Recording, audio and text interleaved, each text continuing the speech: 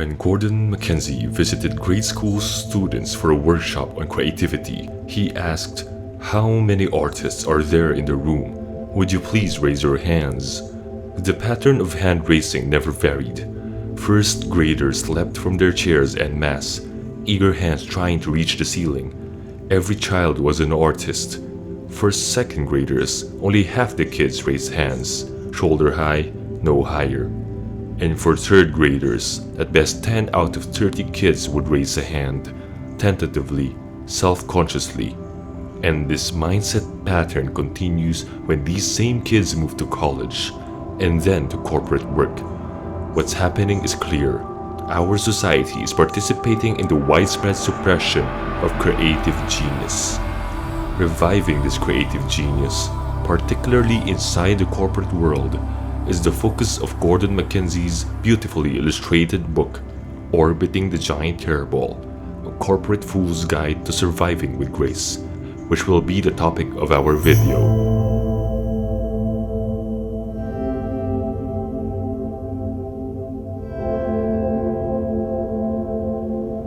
Our society is suppressing creative genius, slowly but surely.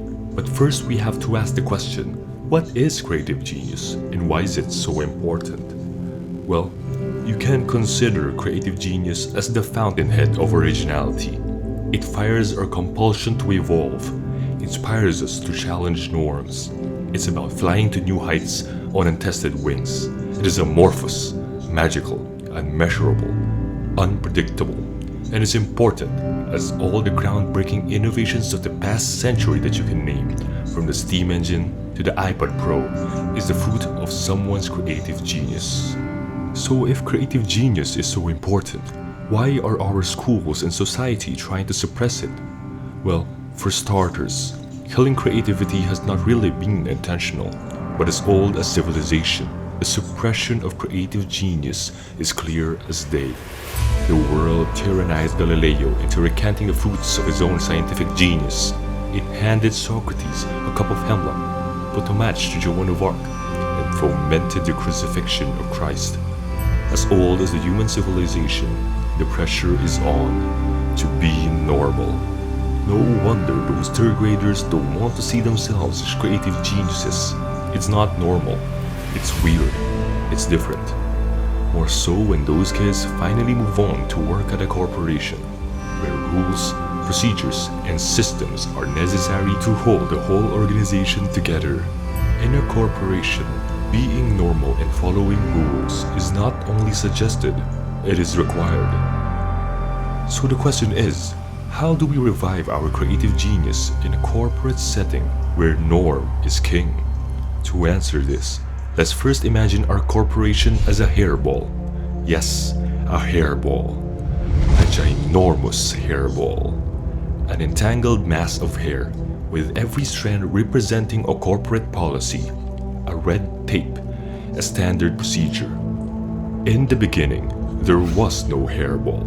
The company was just a startup, and the founder made business decisions based on his own intuition, based on his own creative genius. My gut tells me it would be most effective if I did this way, and it would make sense to do that way, said the founder. This and that. A founder's first business decisions are also the first few strands of the hairball. Years pass and the company's founder and thousands of employees after him have been making business decision after business decision, creating procedures, generating policies, putting up systems, adding countless hairs to the hairball. When a hairball reaches a certain size, what's normal for the corporation is defined, giving birth to what we can call the corporate norm, or simply the norm. The norm is the company's success formula, its essence. The norm is the established guidelines, techniques, methods, systems, processes, and procedures that your company has been implementing for years. And the norm is necessary to keep the hairball, the organization, from falling apart. The problem is, the norm is derived from past realities and past successes. As an effect, no room for original thinking or creativity is left. Resynthesizing only past successes is the habit of the norm. or the ghost of an outdated reality outvote original thinking. Now, as is in the world of physics, with the increase in the hairball's mass comes a corresponding increase in its gravity, which we can call corporate gravity. This corporate gravity sucks everything into the mass of the hairball, and every employee, whether new or experienced, feels this gravity's constant pull, tugging them towards the tangle of the norm. Many employees succumb to the pull of this relentless gravity, suspended in the grey sameness of the institution's bowels for years. They are the ones who sometimes find themselves asking, "What year is it again?" Others, in their attempt to avoid the limbo of the hairball, escape to other endeavors, often ironically to other hairballs. But there are few who manage to actively engage the opportunities their organization presents without being sucked into the hairball. They accomplish this feat through orbiting. To tap the ability to create and revive your creative genius, you must soar into the thin air of the hairball's stratosphere, where it's possible to create, to innovate. You must orbit the hairball, vigorously and actively exploring beyond the confines of the norm, beyond accepted models, patterns, and standards, while still being tugged by the pull of corporate gravity, allowing you to still remain connected to the spirit of the corporate mission. To orbit is to find a place of balance where you benefit from the resources of the organization without being entombed in its bureaucracy.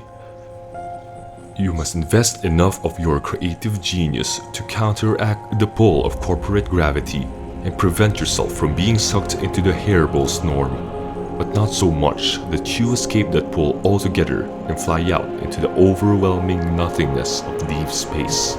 So, how do you orbit your company's hairball? This, of course, is different for every company you're in, and launching into orbit is a long process that takes conscious effort for it to happen. Like a rocket launching into space, it needs energy in the form of mastery of your own work, the courage to veer away from what you're used to doing and to tap your own inner creative genius to introduce change. To do this, there are 3 things you can start with. First, you can read the full book of Gordon Mackenzie, where he beautifully illustrates several anecdotes and examples on how you can start launching into orbit. Second, you can subscribe to this channel, where we will feature several of those anecdotes in an easy-to-digest fashion, plus other ideas to inspire you to realize how you can orbit. Finally, the mere knowledge and familiarity of this metaphor, of you orbiting the hairball, gently exploring the space where you can create, while still being held by your company's gravity, is a powerful tool to make you realize your own power, to tap your individuality, your creative genius, to introduce fresh change to your own organization.